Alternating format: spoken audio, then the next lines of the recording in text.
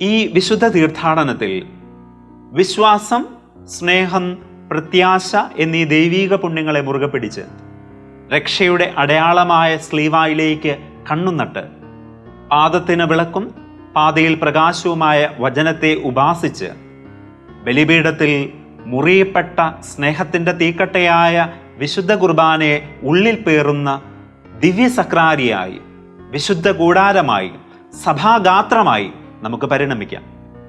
നമുക്ക് പ്രാർത്ഥിക്കാം.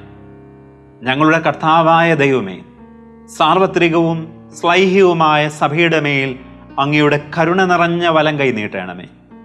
ദൃശ്യവും അദൃശ്യവുമായ സകല വിപത്തുകളിൽ നിന്നും അതിനെ സംരക്ഷിക്കണമേ. ഭക്തിയോടും ശ്രദ്ധയോടും വിശുദ്ധിയോടും കൂടെ അങ്ങയുടെ മുമ്പാകെ ശുശ്രൂഷ ചെയ്യുവാൻ ഞങ്ങളെല്ലാവരെയും ദയാപൂർവം യോഗ്യരാക്കണമേ. ആമേൻ.